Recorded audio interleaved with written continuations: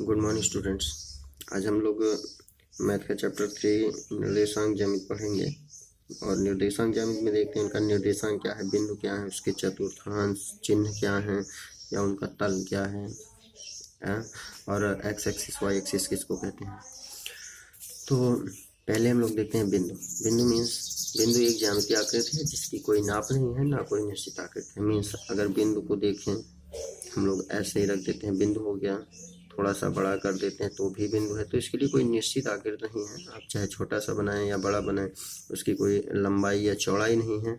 तो बिंदु एक ऐसी ज्यामितीय आकृति है जिसकी कोई नाप नहीं है और ना ही कोई निश्चित आकृति है। निर्देशांक देखिए हम लोग कैसे बनाते हैं।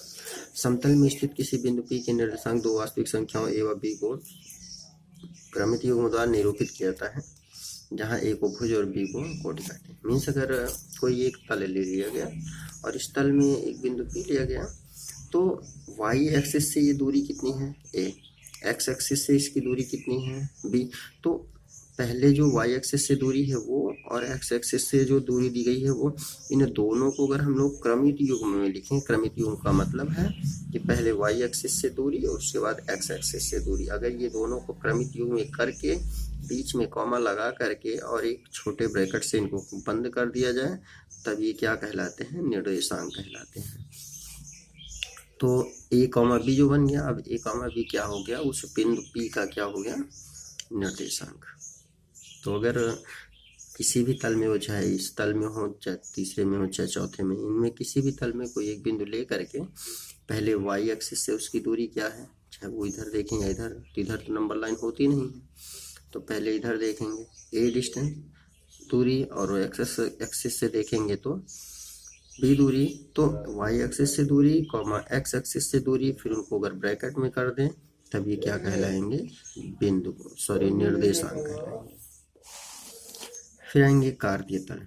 कार्तीय तल दो संख्या रेखा को लंबवत एक दूसरे को प्रतिच्छेद करके बनाया जाता है।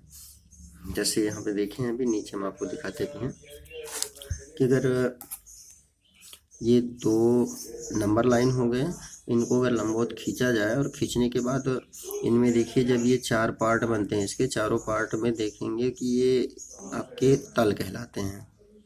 और जो नंबर लाइन हम लोग खींचते हैं जहाँ पे काटता है इसको मूल बिंदु बोलते हैं। और इस मूल बिंदु के दाहिनी तरफ, इस मूल बिंदु के दाहिनी तरफ जो होता है वो आपका ये एक्स एक्सिस है धनात्मक, बाएं साइड का है ऋणात्मक एक्स एक्सिस, ऊपर का है धनात्मक वाई एक्सिस और नीचे का है ऋणात्मक वाई एक्सिस।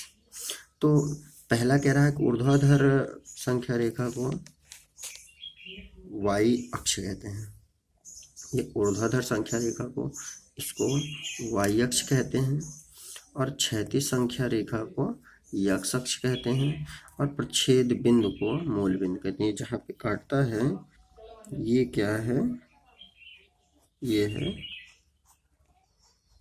मूल बिंदु, और इसका निर्देशांक फिक्स है, वो है 0,0। तो अब इनमें आप देख चुके हैं एक्स एक्सिस क्या है, एक्स का धनात्मक और ऋणात्मक अक्ष क्या है, वाई का धनात्मक और ऋणात्मक अक्ष क्या है। यह दोनों बिंदु दोनों रेखाएं, दोनों नंबर लाइन या संख्या रेखा जिस बिंदु पर काटती हैं उस बिंदु को क्या कहते हैं, मूल बिंदु कहते हैं। फिर अब आगे देखते हैं चतुर्थांश और उनके चिन्ह परिपाटी, कि इनके जो ये चार चतुर्थांश बने थे अभी एक्स एक्सिस और वाई एक्सिस से, इन चारों चतुर्थांशों के चिन्ह क्या हैं। तो पहला चतुर्थांश है। प्रथम चतुर्थांश में भुज व कोटि दोनों धनात्मक होते हैं। भुज बोलते हैं इस पहले वाले बिंदु को बोलते हैं जहाँ पे जो भी नंबर होगा, जो भी गिनती दी गई होगी वो होगी भुज, और दूसरी जो होगी वो होगी कोटि।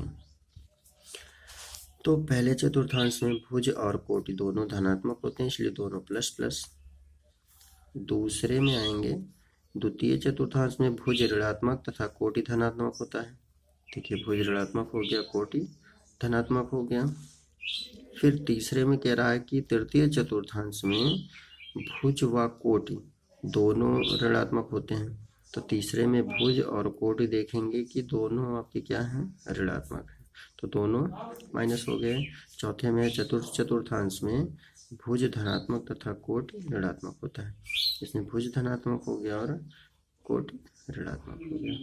तो अब नेक्स्ट डे हम लोग एक्सरसाइज 3.1 पढ़ेंगे। तो पहले तो इनको आप कंप्लीट कर लेंगे, इनमें से जो भी प्रॉब्लम होगी वो आप लोग पहले कंफर्म कर लेंगे, फिर 3.1 में चलेंगे हम लोग।